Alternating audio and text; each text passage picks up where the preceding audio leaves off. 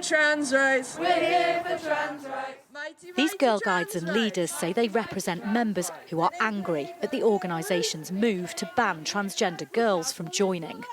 Girlguiding has always been mega supportive to me, but I'm concerned for my friends who no longer feel they have a place. Jamie is non-binary and planned to train as a Girl Guide leader, but doesn't know if that will still be possible.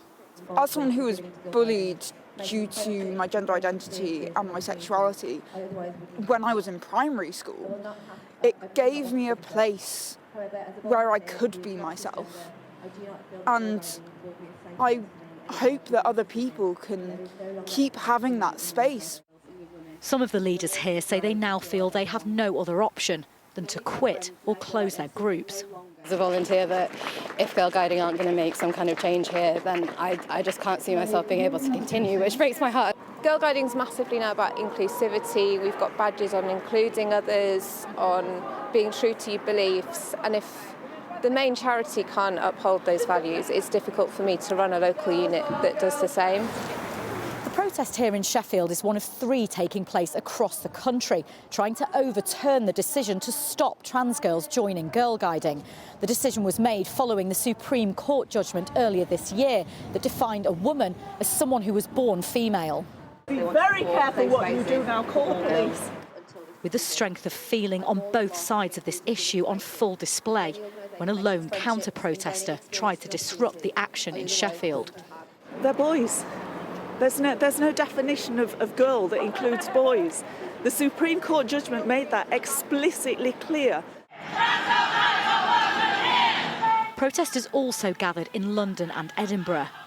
Girlguiding told us they're aware their decision has had an impact on members, volunteers and supporters, but say it was made following expert legal advice and wasn't in response to any safeguarding concerns. We think Girlguiding has done the right thing. This is the law. They're a charity that is set up for women and girls, and it's clear that that means female people. And so this was the only step that they could take. But the members here say the organisation no longer upholds the values that made them proud to represent it. Katie Barnfield, Sky News in Sheffield. Let's get the latest now from Sky Sports News and Josh.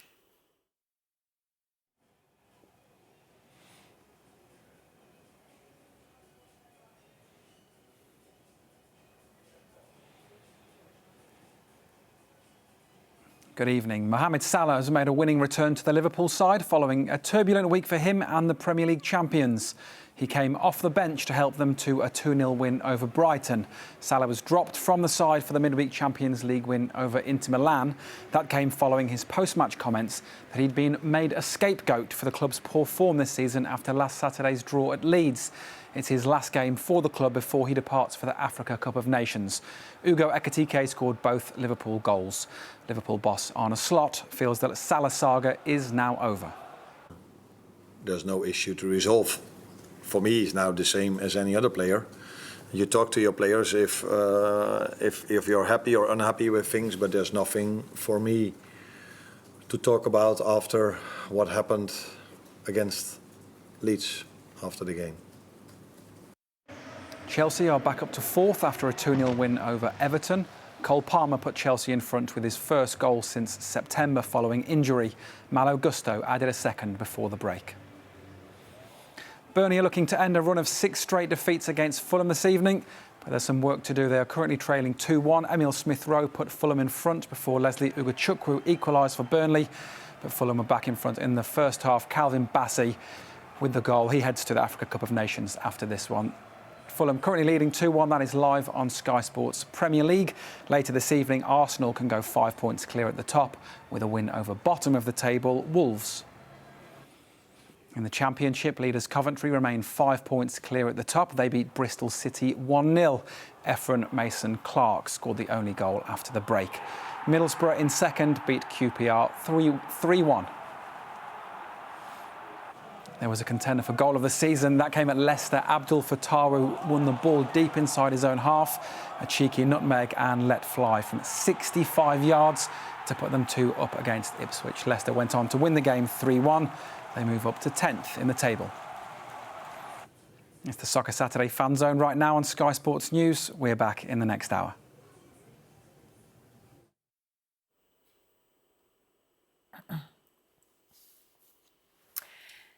This is the News Hour. Coming up, Donald Trump responds after Democrats release thousands more documents relating to the pedophile Jeffrey Epstein.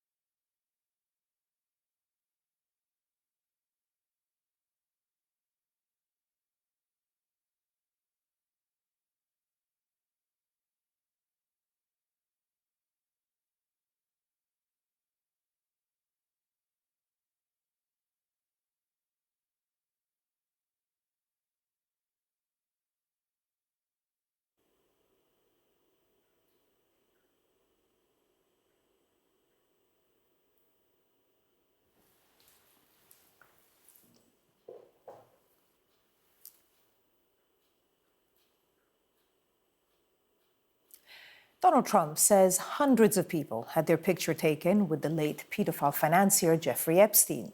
He's been responding to questions as to why he and others appeared in a new tranche of files released by Democrats last night. Our U.S. correspondent Mark Stone has been assessing what's in the documents. Let's go through the newly released Epstein photos. There are just a handful of some of 95,000 photos from his estate. They are a glimpse into his life and a hint, too, of the political storm it's causing. The first thing to stress is that we don't have the context for the images released. There are 3 containing President Trump. Let's go through those first. Here's the first image. Donald Trump pictured with 6 females. Their identity has been hidden, redacted. That was done by the Democrat members of the Oversight Committee who released these images. And that's important context. This one shows the president with another female. Again, her face has been obscured. It looks to have been taken on a private plane. And the final image with Trump is already in the public domain. It shows Epstein, Trump and a Belgian model. It's at a Victoria's Secrets party in New York in 1997. Now remember that no Epstein victims have ever accused Donald Trump of any wrongdoing, and he has said repeatedly that he disassociated himself from Jeffrey Epstein in the early 2000s. I'll get on to the other photos in a moment, but first it is worth stressing the context in which this dump of photos were released. The House Oversight Committee on Capitol Hill has been given 95,000 photos by the Epstein estate. Now, of these, the Democratic Party members have chosen themselves to release just a few. They're doing it to add pressure to the Trump administration to release all of the files. The Republicans on the committee, though, have shot back, saying that the Democrats are, quote, cherry-picking photos and making targeted redactions to create a false narrative about President Trump. Now, among these 19 photos are 3 which are disturbing, given the context we now have of Epstein as a convicted paedophile and the testimony of the survivors, a warning that they are graphic and of sexual nature. The first shows a collection of sex toys clearly intended for use with extreme sex. The second shows the manufacturer's warning on an item called a jawbreaker gag. It says that it's possible to vomit and suffocate even while standing. The third, which we're not showing, shows a ribbed glove.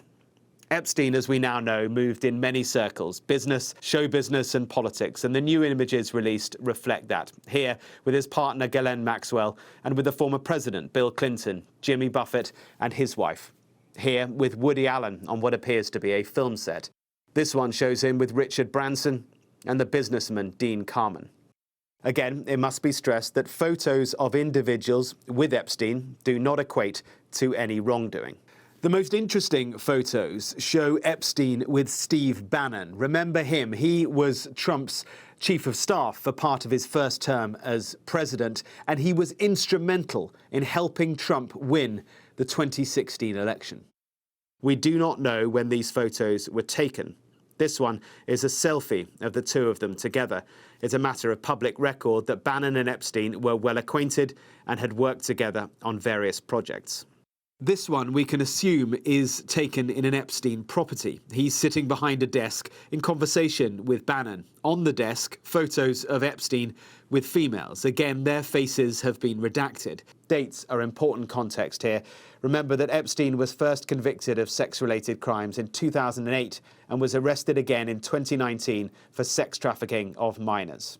There are more photos within the dump, like this, Bill Gates with Andrew Mountbatten Windsor. Now this, interestingly, is a cropped version of a photograph that is already in the public domain of an event in London in 2018. We've seen an original version of the photo, which shows King Charles, then the Prince of Wales, standing next to Andrew. What we don't know is when this photo was cropped, by who, or why it was selectively released by the Democrats as part of this dump.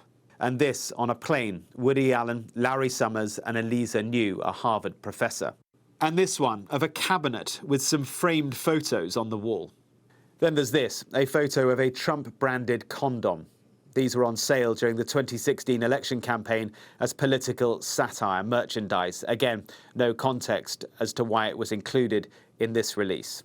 Hours after the first release, the Democrats on the House Oversight Committee published more photos. Again, no real context. Epstein with busted lip. Epstein in a bath. More photos, too, from a residence believed to be on his island in Little St. James in the Caribbean. They include images of a dentist's chair on the island, which we saw in images released at the start of December. In the second tranche, there's also this image, which I think is particularly interesting. It shows somebody in a bookshop holding up James Patterson's book, Filthy Rich. This is the book that was published in 2016, which is the exposé on Jeffrey Epstein. It's billed as a powerful billionaire, the sex scandal that undid him, the shocking true story of Jeffrey Epstein. Now, it looks as though the person holding that book is in fact Jeffrey Epstein. And so I guess the inference is, here's a man holding up the book that's all about him, effectively saying, I just don't care. There are questions surrounding this photo, of course. Who took the photo? We don't know, but that may well come out when all the files are released. And if it's someone who is well known, who was still happy to be associated with Jeffrey Epstein at that period in his life, well, then that could be awkward indeed. There are also more photos that reflect Epstein's circle of friends or acquaintances. These men have been named in documents related to Epstein before, but association, of course, does not equate to wrongdoing. There's the Emirati businessman Ahmed bin Salman and the former Israeli Prime Minister Ehud Barak.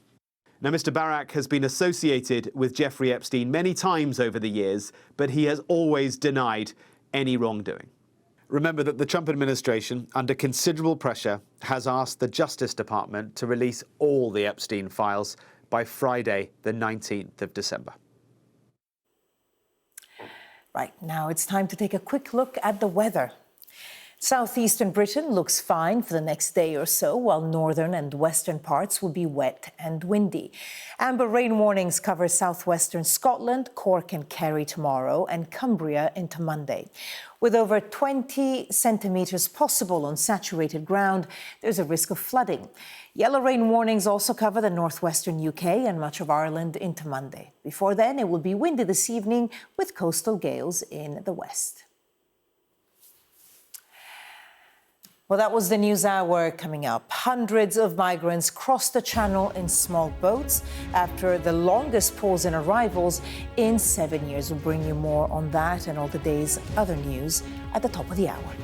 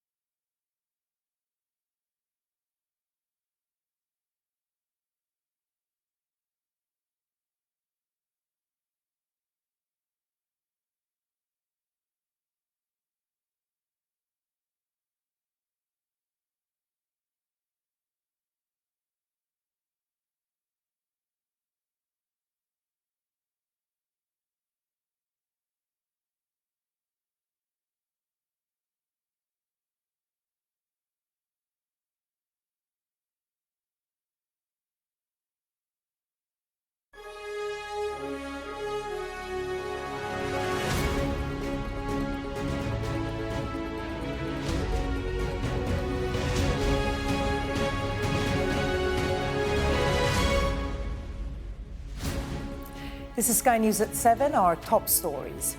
Hundreds of migrants crossed the channel in small boats after the longest pause in arrivals in 7 years. Police say they'll take no further action over claims that Andrew Mountbatten Windsor asked an officer for information about an accuser. More than 100 political prisoners are released by Russian ally Belarus after the United States relaxes sanctions. The Prime Minister and doctors' leaders clash over planned NHS strikes during a surge in flu cases. Buckingham Palace thanks well-wishers after the King shares that his cancer treatment is being reduced. And fans anger as they try to catch a glimpse of football legend Lionel Messi on his tour of India.